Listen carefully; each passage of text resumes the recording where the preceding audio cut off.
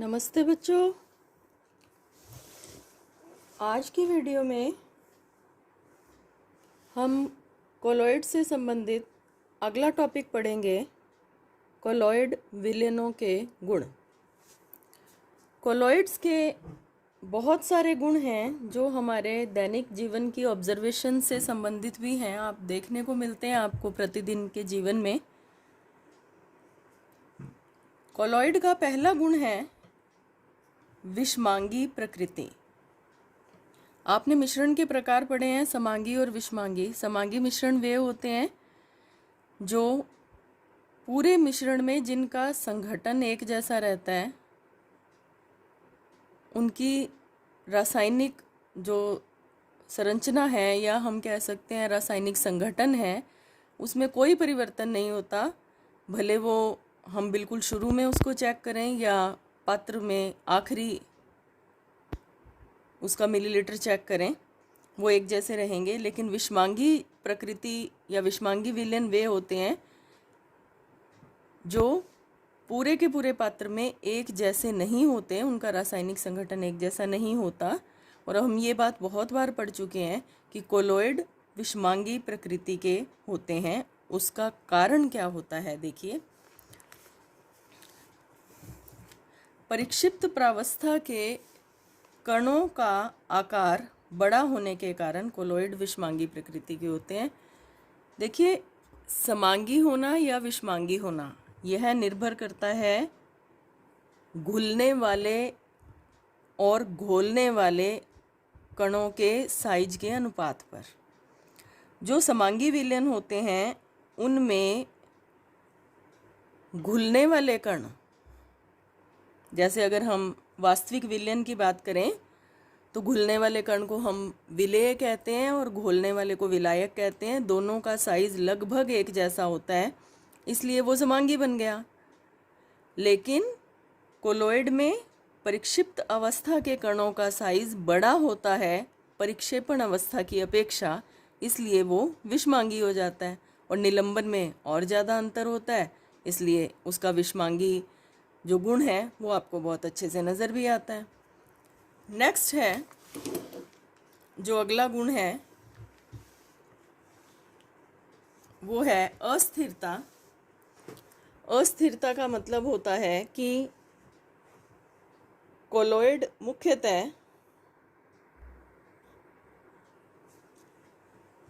जो द्रव विरोधी कोलॉइड होते हैं, द्रव विरोधी कोलॉइड वो थे जिनमें परिक्षेपण माध्यम और परिक्षिप्त प्रावस्था के बीच में आकर्षण कम था, उन्हें द्रव विरोधी कोलॉइड कहा था। वो अस्थिर होते हैं क्योंकि प्रावस्था के कणों का आकार बड़ा होता है और कुछ समय बाद गुरुत्व बलों की वजह से वो नीचे बैठने लग जाते हैं, तो इसको अस्थिरता बोलते हैं।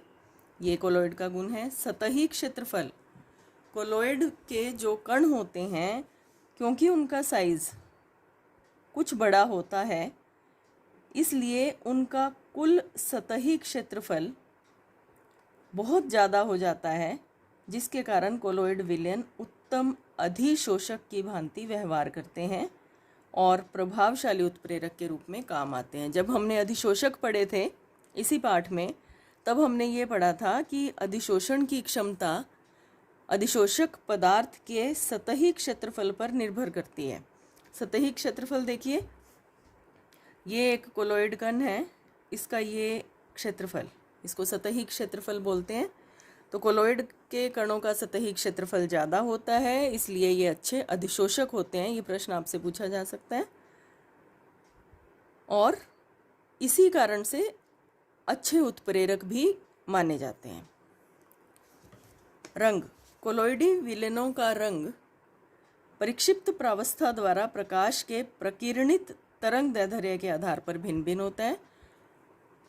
जो दृश्य प्रकाश होता है, जिसकी वजह से हम अपने आसपास विभिन्न पदार्थों को देख पा रहे हैं और उनके रंगों को देख पा रहे हैं, उसमें 7 रंग होते हैं। कोई भी पदार्थ किस रंग का है यह निर्भर करेगा कि उस पदार्थ के कण इन 7 रंगों में से किस रंग को प्रकीर्णित कर रहे हैं, फैला रहे हैं। जिस भी रंग को किसी पदार्थ के कण फैलाएंगे, प्रकीर्णित करेंगे, उस रंग का वह पदार्थ नजर आता है। तो कोलोइड विलयनों का रंग इस बात पर निर्भर करेगा कि उसकी परिक्षिप्त प्रावस्था, जो कण उसमें घुले हुए हैं, वो किस रंग के प्रकाश का प्रकीर्णन कर रही है। प्रकाश का रंग उसके तरंगदैर्ध्य पर निर्भर करता है। इन्होंने एक एग्जाम्पल बताया है यहाँ पर, सिल्वर सोल, चांदी का जो सोल होता है, वह सिल्वर कणों का आकार यदि 6 × 10⁻⁵ मिलीमीटर होगा तो वह पीला नारंगी नज़र आएगा, और थोड़ा बड़ा हो जाएगा 9 × 10⁻5 मिलीमीटर तो वह हो जाएगा लाल नारंगी। तो यहाँ पर आपको ये भी सीखना है कि कोलोइडी विलयन का रंग इस बात पर निर्भर करेगा कि उसके कण किस प्रकाश को, किस रंग के प्रकाश का प्रकीर्णन कर रहे हैं, और कोई भी कण किस रंग के प्रकाश का प्रकीर्णन करेगा यह निर्भर करता है कण के साइज पर। इसीलिए यहाँ पर लिखा है प्रकीर्णित तरंगदैर्ध्य का मान कणों के आकार और प्रकृति पर निर्भर करता है। तो कोलोइडी विलयन रंगीन होते हैं और उनका रंग उन कोलोइडी कणों के साइज पर निर्भर करेगा। नेक्स्ट है अवसादन या सेडिमेंटेशन।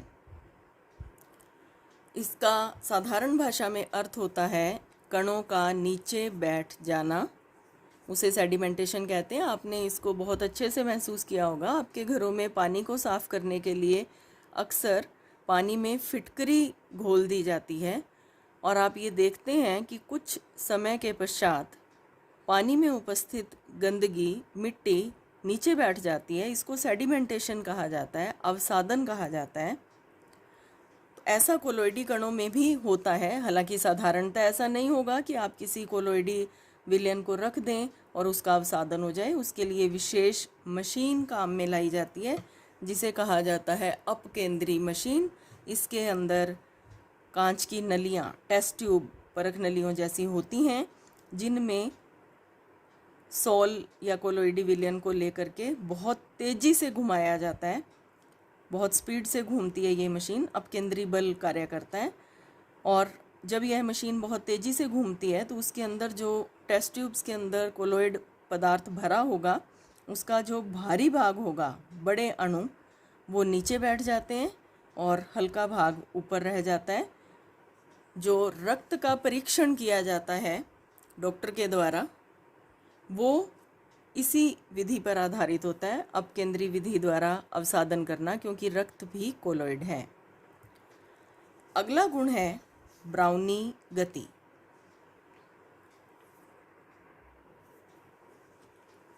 ब्राउनी गति कोलोइड कणों की को यदि शक्तिशाली अति सूक्ष्मदर्शी द्वारा देखें तो कोलोइड कण लगातार टेढ़ी मेढ़ी गति करते हुए नज़र आते हैं। इसे कहा जाता है ब्राउनी गति। इसका नाम ब्राउनी गति इसलिए है क्योंकि सबसे पहले वैज्ञानिक रॉबर्ट ब्राउन ने इस गति को देखा। इसका जो डायग्राम है 5.14 आपकी किताब में है, वो आपको वहीं से बनाना है। ब्राउनी गति का टॉपिक इम्पॉर्टेंट होता है, तो इसका डायग्राम मैं आपको बुक में दिखा देती हूँ। पेज नंबर 101 पर 5.14 बहुत आराम से ये डायग्राम बनता है। आप यहाँ से शुरू करते हैं। ये देखिए तीर के निशान लगे हुए हैं। इस तरह से एक कण इधर गया, फिर इधर गया, फिर इधर गया। इस प्रकार से कण किसी भी डायरेक्शन में आप इसको चला करके एरो के निशान लगा सकते हैं और बीच बीच में आपको कण दिखाना होगा। इसे कहा जाता है ब्राउनी गति। मैं आपको बना के बता देती हूँ। ये कण था, इधर गया, फिर से कण दिखा दिया, अब वो इधर गया, कण दिखा दिया, एरो लगा दिया, अब इधर गया, कण दिखा दिया, एरो लगा दिया, यहाँ आ गया। इस प्रकार से आप इस डायग्राम को बना सकते हैं। अब है ब्राउनी गति का कारण। परिक्षेपण माध्यम के कणों द्वारा कोलोइडी कणों को असमान टक्कर। कोलोइड के दो भाग होते हैं, एक जिसमें घुला होता है, ये है परिक्षेपण माध्यम, और दूसरा जो कण घुले होते हैं, ये है परिक्षिप्त प्रावस्था, या हम इनको कोलोइडी कण भी कह देते हैं। तो जो परिक्षेपण माध्यम है वह टक्कर मारता रहता है परिक्षिप्त प्रावस्था को। इसी वजह से ये कोलोइडी कण ब्राउनी गति प्रदर्शित करते हैं। प्रभाव, ब्राउनी गति का क्या प्रभाव होता है? ब्राउनी गति के कारण विलोडन, विलोडन का मतलब हिलते रहना, प्रभाव के कारण, ब्राउनी गति के विलोडन प्रभाव के कारण मतलब हिलते रहने के कारण कोलोइड कण स्थिर नहीं रहते, अपनी जगह पर नहीं रहते, और कोलोइड सोल स्थायी होता है, मतलब ये बैठते नहीं नीचे। ध्यान दें, जिन मिश्रणों के कण नीचे बैठ जाएंगे उन्हें हम कहते हैं अस्थायी, जैसे कि पानी में चौक को घोलना। जिनके कण तैरते रहेंगे या ऊपर ऊपर गति करते रहेंगे उन्हें कहा जाता है स्थायी। तो कोलोइड का स्थायित्व इसी कारण है क्योंकि उसके कण ब्राउनी गति करते हैं, इधर उधर चलते रहते हैं और नीचे नहीं बैठ पाते। तो ये ब्राउनी गति का वर्णन हुआ, जिसमें आपको चित्र भी बनाना है। नेक्स्ट है आपकी बुक में जो प्रभाव दे रखा है वो है टिंडल प्रभाव, या इंग्लिश में इसको टिंडल इफेक्ट के नाम से जाना जाता है। ब्राउनी गति की तरह ही जो टिंडल इफेक्ट है, ये उन वैज्ञानिक के सम्मान में ही इसको ये नाम दिया गया है। काफ़ी इम्पोर्टेंट टॉपिक है, इसको अच्छे से समझेंगे। जब किसी अंधेरे कक्ष में प्रकाश पुंज को कोलोइडी विलयन में से गुजारते हैं, ये एक कोलोइडी विलयन है जिसे अंधेरे कक्ष में रखा गया है। इसके ऊपर छोटी टॉर्च की सहायता से जब लेज़र लाइट डाली जाती है तो इस लाइट का पथ हमें साफ नज़र आता है। इस बीकर के अंदर, कांच का बीकर है जिसमें कोलोइडी विलयन रखा गया है, तो यहाँ पर क्या होगा कि कोलोइडी विलयन में से गुजरता हुआ प्रकाश एकदम साफ नज़र आएगा इस बीकर के अंदर से, क्योंकि ये कांच का है। इसी के स्थान पर यदि हम कोई वास्तविक विलयन ले लें, जैसे कि पानी में नमक का घोल, पानी में चीनी का घोल, तो हमें यहाँ पर लाइट इस बीकर के अंदर एंटर करती हुई दिखेगी, यहाँ से बाहर जाती हुई दिखेगी, लेकिन बीच में लाइट का क्या हुआ वो नहीं दिखेगा। मतलब जो वास्तविक विलयन है उनमें, उनके अंदर प्रकाश का पथ नज़र नहीं आता, जबकि जो कोलोइडी विलयन होते हैं उनके अंदर प्रकाश का पथ नज़र आता है। और कोलोइडी विलयन के अंदर प्रकाश के पथ का नज़र आना, इसी को टिंडल प्रभाव कहा जाता है। जब किसी अंधेरे कक्ष में प्रकाश पुंज को कोलोइडी विलयन से गुजारते हैं तो यह प्रकाश चमकीली वर्ण रेखा के रूप में दिखता है। इसको वर्ण रेखा इसलिए कहा गया कि जो कोलोइड इसके अंदर भरा हुआ है उसने इसके किस रंग का प्रकीर्णन किया, उसी आधार पर इसका रंग कभी कभी नज़र आने लगता है, के रूप में दिखता है। इस परिघटना को टिंडल प्रभाव कहते हैं। प्रकाश पुंज का यह चमकीला पथ टिंडल शंकु कहलाता है। इसको बुक के डायग्राम की सहायता से समझेंगे, और किताब का डायग्राम आपको बनाना भी है। चित्र 5.15 आपको वो डायग्राम में दिखा देती हूँ। ये एक कांच का पात्र है जिसमें कोलोइडी विलयन भरा गया है। यहाँ से प्रकाश आ रहा है। प्रकाश को एक उत्तल लेंस के ऊपर समांतर गिराया जाता है, जिसके बाद यह प्रकाश इस प्रकार से फोकसित हो जाता है, फोकस पर आ जाता है अपवर्तन के बाद। 10वीं कक्षा में इस प्रकार की क्रियाएं आप पढ़ चुके हैं अपवर्तन में। तो प्रकाश जब टिंडल इफेक्ट शो करेगा, कोलोइड विलयन में आएगा, तो यह इसके अंदर इसका पथ नज़र आएगा इस प्रकार से। नॉर्मली ऐसा नहीं होता, जो डायग्राम अभी आपको मैंने कॉपी में दिखाया, हम सीधी लाइट डाल देते हैं तो वो सीधा ही जाता हुआ नज़र आता है। लेकिन जब लाइट को इस प्रकार विशेष व्यवस्था के अंतर्गत इसमें डाला जाएगा तो लाइट जाएगी ही इस प्रकार से तिकोने रूप से, तो वो तिकोने रूप से ही नज़र आएगी। इसको हम कहते हैं टिंडल कोण या टिंडल शंकु। और कणों से टकराकर, कोलोइड कणों से टकराकर यह बाहर भी इसी रूप में निकलती है, ऐसे ही वापस फैल जाती है। तो ये भी टिंडल कोण या टिंडल शंकु। बीच में कोलॉइड कण है, ये कोलॉइड विलयन है पूरा, ये प्रकाश स्रोत जहाँ से प्रकाश आ रहा है, और यहाँ पर एक नेत्र बनाया गया है जहाँ से इसको देखा जा रहा है लंबवत रूप से। सीधा देखने की बजाय अगर यहाँ पर एक माइक्रोस्कोप लगा लिया जाता है सूक्ष्मदर्शी, तो और बढ़िया नज़र आने लगता है। तो ये है टिंडल प्रभाव का चित्र जो आपको इस प्रश्न में बनाना होता है। शर्तें। सभी कोलॉइड टिंडल प्रभाव नहीं दिखाते। कौन कौन से कोलॉइड टिंडल प्रभाव कब दिखाएंगे, उसके लिए कुछ शर्तें हैं। 2 शर्तें हैं। नंबर 1, परिक्षिप्त कणों का व्यास, जो वास्तव में कोलॉइड कण हैं जो घुले हुए हैं, उनका व्यास प्रयुक्त प्रकाश की तरंगदैर्ध्य से ज़्यादा कम नहीं होना चाहिए। मतलब जो कण हैं जिनकी वजह से टिंडल इफेक्ट शो हो रहा है, उनका व्यास गिरने वाले प्रकाश के तरंगदैर्ध्य से, देखो व्यास को भी हम मीटर में शो करते हैं, तरंगदैर्ध्य को भी मीटर में शो करते हैं। तो कणों का व्यास प्रयुक्त प्रकाश की तरंगदैर्ध्य से ज़्यादा कम नहीं होना चाहिए, लगभग बराबर होना चाहिए।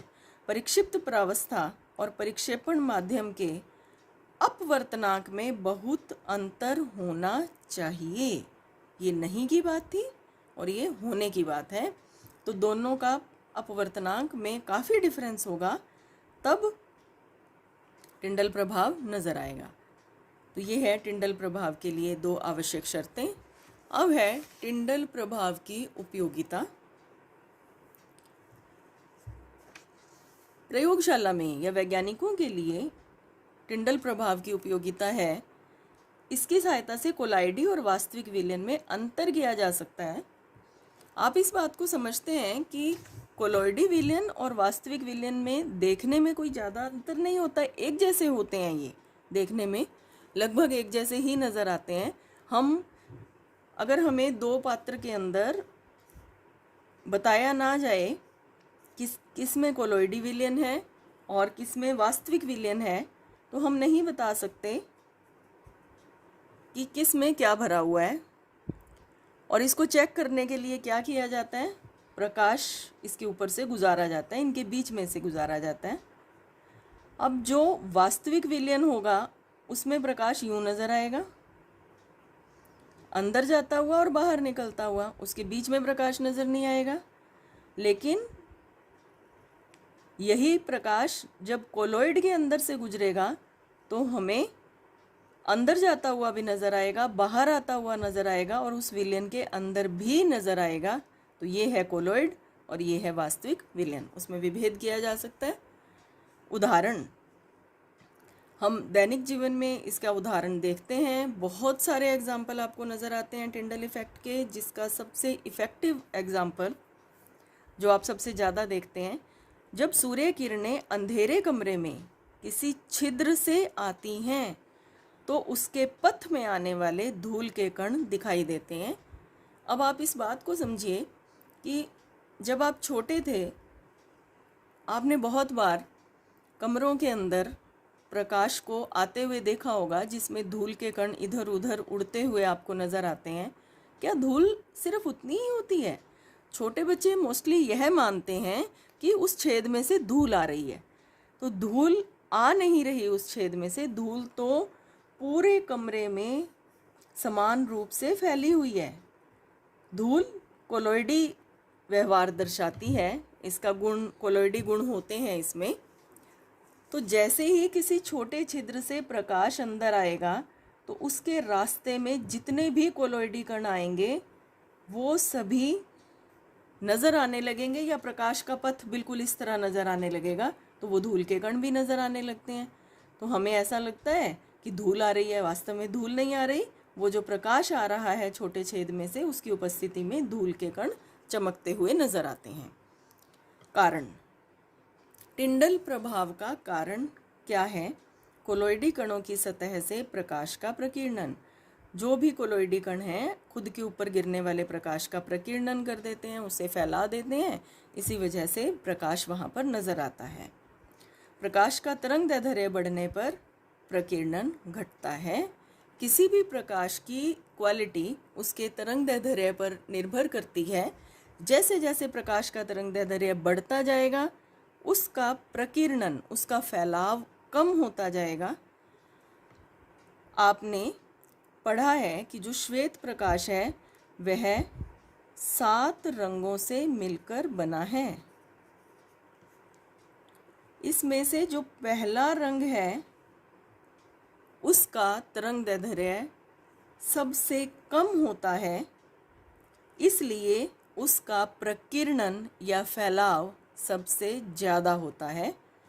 लिखा है क्योंकि नीले प्रकाश का तरंगदैर्ध्य सबसे कम होता है, ये शुरू वाले तीनों कलर नीले रंग में ही आते हैं, इसलिए इसका प्रकीर्णन सर्वाधिक होता है। इसी कारण बहुत इम्पोर्टेंट बात आ रही है, पृथ्वी के ऊपर समुद्री जल और आकाश नीले दिखाई देते हैं। अक्सर छोटे बच्चे आपसे इस प्रश्न को करते हैं कि आकाश नीला क्यों दिखता है? समुद्रों में, नहरों में, नदियों में या बड़े तालाबों में पानी नीला क्यों दिखता है? तो उसका कारण ये है क्योंकि ये सभी कोलोइडी कणों की तरह व्यवहार करते हैं। दृश्य प्रकाश में से नीले रंग के प्रकाश का सबसे ज़्यादा प्रकीर्णन करते हैं, इसीलिए वे नीले नजर आते हैं। आगे देखेंगे। नेक्स्ट टॉपिक है आयनों का वर्णात्मक अधिशोषण। उससे पहले किताब में देखते हैं। टिंडल प्रभाव के बाद आपकी किताब में जो गुण दे रखा है कोलोइड का, वो है वैद्युत गुण। कोलोइड सोल का स्थायित्व का मुख्य कारण होता है परिक्षिप्त प्रावस्था के कणों पर स्थित आवेश। इसे आपको समझना होगा। हम बात करते हैं कि कोलोइड स्थायी होते हैं, नीचे नहीं बैठते। वो क्यों नीचे नहीं बैठते, या वो कण इकट्ठे क्यों नहीं हो जाते? कणों की प्रवृत्ति होती है एक दूसरे के साथ इकट्ठे हो जाएंगे और फिर भारी होकर के नीचे बैठ जाएंगे। लेकिन कोलोइड के कण ना तो इकट्ठे होते हैं और ना ही भारी होकर के नीचे बैठते हैं। ये इकट्ठे क्यों नहीं होते वो आपको यहाँ पर समझाया गया है। कोलोइड कणों का स्थायित्व परिक्षिप्त अवस्था, मतलब कोलोइड कणों पर स्थित आवेश होता है।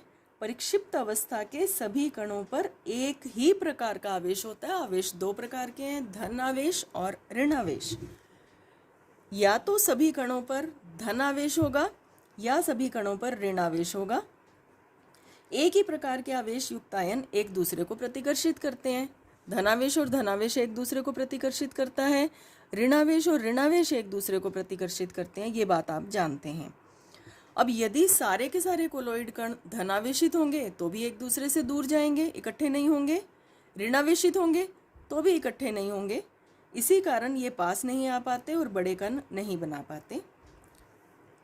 जल को परिक्षेपण माध्यम के रूप में प्रयुक्त करने पर कुछ धनावेशित और ऋणावेशित कोलोइड निम्न प्रकार से हैं। मतलब आपको धनावेशित कोलोइड और ऋणावेशित कोलोइड के एग्जाम्पल यहाँ पर बताए जा रहे हैं। ये एक सारणी दे रखी है किताब में, जिसमें ऋणावेशित और धनावेशित कोलोइडी सोल के एग्जाम्पल दे रखे हैं। धातुओं के कोलोइड ऋणावेशित कोलोइड होते हैं। धातु सल्फाइड भी ऋणावेशित होते हैं। स्टार्च, जिलेटिन, सैलिसिलिक एसिड, मिट्टी,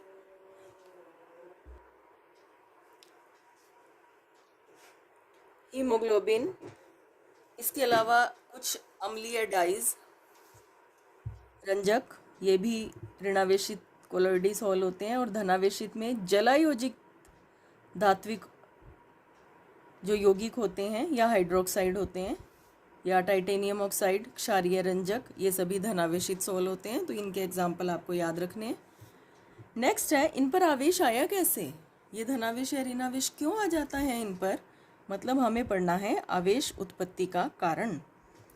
सबसे पहला है घर्षण विद्युतीकरण। कोलोइड कण परिक्षेपण माध्यम के कणों से उनका घर्षण होता है, रगड़ होता है, जिसकी वजह से विद्युत आवेश उत्पन्न होता है। आपने छोटी कक्षाओं में पढ़ा होगा, कंघी को, प्लास्टिक की कंघी को या स्केल को जब बालों से रगड़ा जाता है या किसी ऊनी कपड़े से रगड़ा जाता है तो वो छोटे छोटे कागज़ को खींचने लगता है, तो वो भी आवेश की उत्पत्ति के कारण ही होता है। तो घर्षण की वजह से आवेश की उत्पत्ति होती है।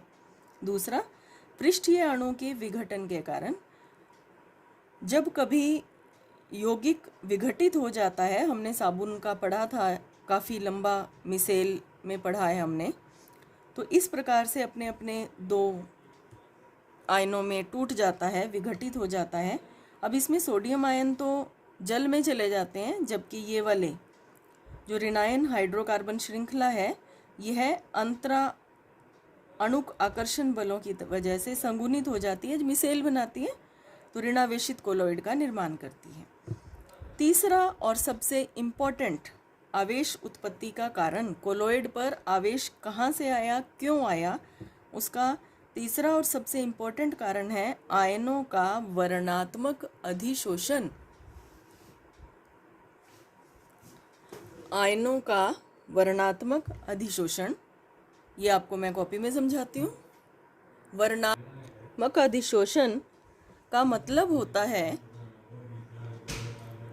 कि आयन जो कोलॉइड, अभी हमने ये बात की कि कोलॉइडी कणों पर आवेश होता है।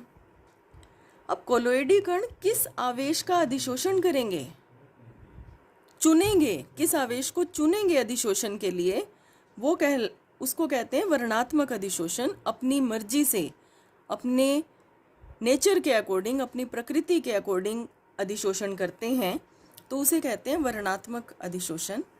कोलॉइडी कण परिक्षेपण माध्यम से, जिस माध्यम में वो घूम रहे हैं, धनायन या ऋणायन का अधिशोषण कर लेते हैं, मतलब उनकी सतह पर धनायन या ऋणायन आकर के एकत्र होते हैं, पहली बात। दूसरा, कोलॉइडी कण विलयन में से, मतलब परिक्षेपण माध्यम से, उन्हीं आयनों का अधिशोषण करेंगे जो उनमें स्वयं भी उपस्थित हों। तो मैंने अभी आपको बताया वर्णात्मक अधिशोषण, वो अपनी प्रकृति के अनुसार अधिशोषण करेंगे, धनायन का या ऋणायन का। तो यहाँ पर चुना कैसे जाता है कि किस कण का अधिशोषण करना है, किस आयन का अधिशोषण करना है, उसे चुनने का नियम ये है कि जो आयन उनमें पहले से उपस्थित हैं, उन्हीं आयनों का अधिशोषण भी किया जाता है। उदाहरण देखिए, बहुत अच्छा एग्जाम्पल यहाँ पर दिया गया है। पोटेशियम आयोडाइड, पोटेशियम आयोडाइड विलयन में, यहाँ पर एक बीकर के अंदर पोटेशियम आयोडाइड का विलयन लिया गया है।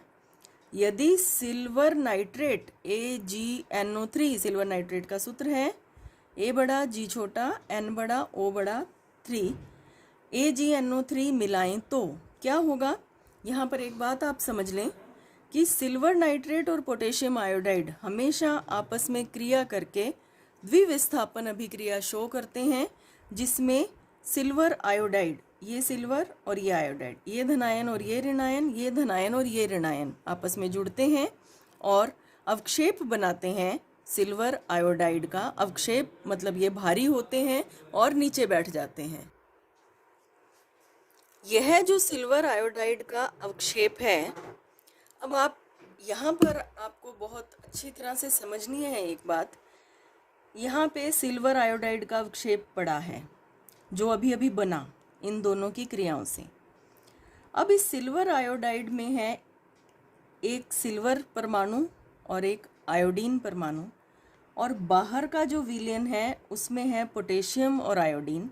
दोनों में से कॉमन क्या हुआ, एक जैसा क्या हुआ, आयोडीन।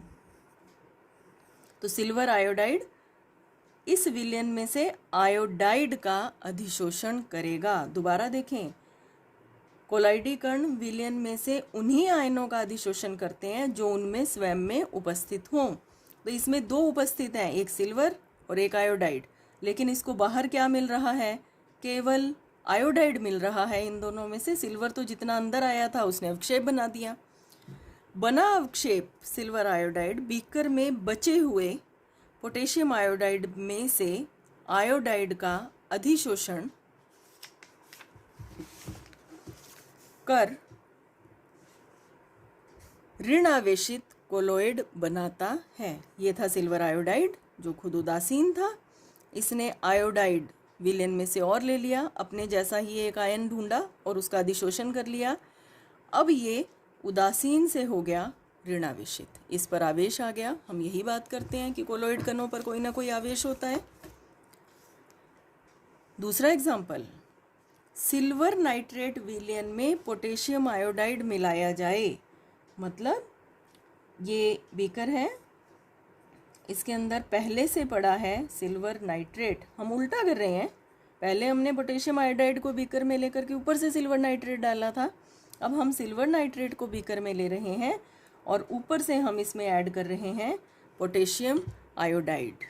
रिएक्शन तो अभी भी वही होगी, सिल्वर नाइट्रेट और पोटेशियम आयोडाइड आपस में क्रिया करेंगे। सिल्वर आयोडाइड का प्रेसिपिटेट PPT, अवक्षेप के लिए हम ये शब्द काम में लेते हैं, ये बन जाएगा। अब देखिए, अभी भी इसमें तो दो ही आयन हैं, एक सिल्वर और एक आयोडाइड, लेकिन अब विलयन में इन दोनों में से कौन मिल रहा है इसको? सिल्वर। तो अब अधिशोषण भी किसका होगा? सिल्वर का। बना अवक्षेप सिल्वर आयोडाइड, बीकर में बचे सिल्वर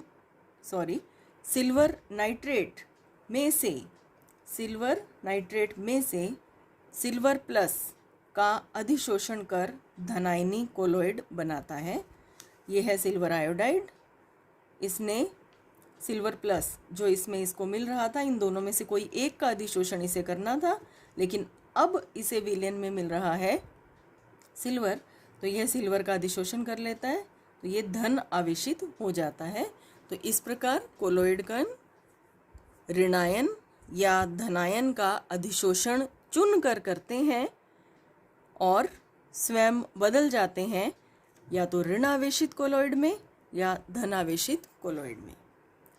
और एग्जाम्पल देखिए इसका, दूसरा एग्जाम्पल, पहला एग्जाम्पल सिल्वर नाइट्रेट और पोटेशियम आयोडाइड का था, इसके दो भाग हमने किए। अब दूसरा एग्जाम्पल देखिए फेरिक क्लोराइड का। फेरिक क्लोराइड आप लिखना चाहें तो इसका नाम लिख लें। फेरिक क्लोराइड को गर्म जल में मिलाने पर, अगर फेरिक क्लोराइड को गर्म पानी में मिलाते हैं तो बनता है फेरिक हाइड्रोक्साइड। फेरिक हाइड्रोक्साइड विलयन बनता है। अब ये क्या करेगा, यह फेरिक ऑक्साइड इस विलयन में से जिसको हमने मिलाया था फेरिक आयन का अधिशोषण कर लेता है। ये है फेरिक हाइड्रोक्साइड जो फेरिक क्लोराइड को गर्म पानी में मिलाने पर बना। और इसने अधिशोषण किसका किया? ध्यान दे बेटा, इसमें दो आयन हैं, एक फेरिक और एक OH। अब OH तो पानी में नहीं मिल रहा उसको, क्योंकि वो तो पानी है, पानी में OH तो नहीं मिल रहा, केवल थोड़े बहुत फेरिक मिल रहे हैं जो फेरिक क्लोराइड से मिले आए थे, तो ये उसी का अधिशोषण कर लेता है और धनायनी कोलाइड का निर्माण करता है। इसी का दूसरा भाग देखिए, फेरिक क्लोराइड का ही एग्जाम्पल है। यदि फेरिक क्लोराइड को NaOH विलयन में मिला दिया जाए, NaOH विलयन में मिला दिया जाए तो भी फेरिक हाइड्रोक्साइड ही बनेगा, लेकिन अब इसे उस विलयन में NaOH के OH नेगेटिव मिल रहे हैं। दोबारा बता रही हूँ, फेरिक हाइड्रोक्साइड को या तो फेरिक का अधिशोषण करना है या हाइड्रोक्साइड का करना है। पीछे वाले एग्जाम्पल में हाइड्रोक्साइड तो अवेलेबल ही नहीं थे, तो उसने फेरिक क्लोराइड के बचे कुचे फेरिक का अधिशोषण किया, लेकिन यहाँ पर इस उदाहरण में OH नेगेटिव मिल रहे हैं जो NaOH से आए, तो उसी का अधिशोषण किया जाएगा। OH नेगेटिव आयन का अधिशोषण कर ऋणायनी कोलाइड, ये है फेरिक हाइड्रोक्साइड, और इसने अधिशोषण कर लिया OH नेगेटिव का और बन गया ऋणायनी कोलाइड। तो ये था आवेश उत्पन्न होने का एक और तरीका, जिसको हमने नाम दिया था आयनों का वर्णात्मक अधिशोषण। तो हमने कोलोइड का गुण पढ़ा कि कोलोइड पर आवेश होता है, जिसकी वजह से कोलोइड के कण बड़े नहीं हो पाते और नीचे नहीं बैठते। फिर हमने ये पढ़ा कि कोलोइड पर आवेश क्यों होता है, जिसका तीसरा और सबसे इम्पोर्टेंट भाग था आयनों का वर्णात्मक अधिशोषण, जिसकी डिटेल हमने पढ़ी और उसके एग्जाम्पल भी देखे। अब एक और छोटा सा टॉपिक आपको करना है, विद्युतीय दोहरी परत का बनना। कोलॉइड के ऊपर आयनों की परतें बन जाती हैं। एक परत तो यहाँ आपको नज़र ही आ रही है जिसका अधिशोषण हो रहा है, वास्तव में अधिशोषण हो रहा है, आकर के जुड़ रहे हैं, परमानेंटली जुड़ रहे हैं।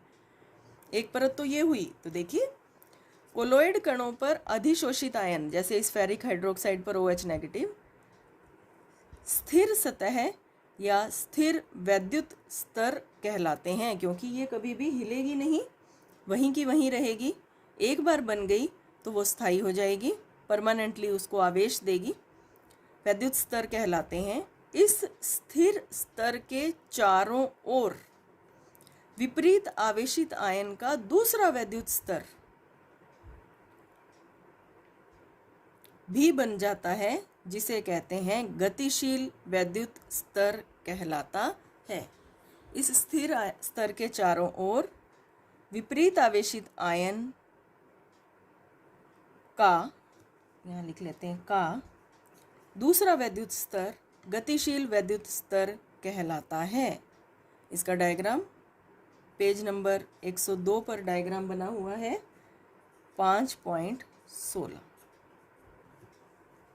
डायग्राम आपको मैं दिखा देती हूँ, इम्पोर्टेंट डायग्राम है, आपको इसे बनाना है। देखिए इसे, ये है फेरिक हाइड्रोक्साइड का सोल।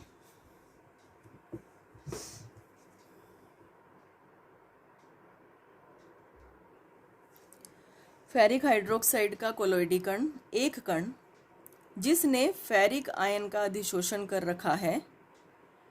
ये जो पहली परत है ये स्थायी रूप से जुड़ती है, इसे हम कहते हैं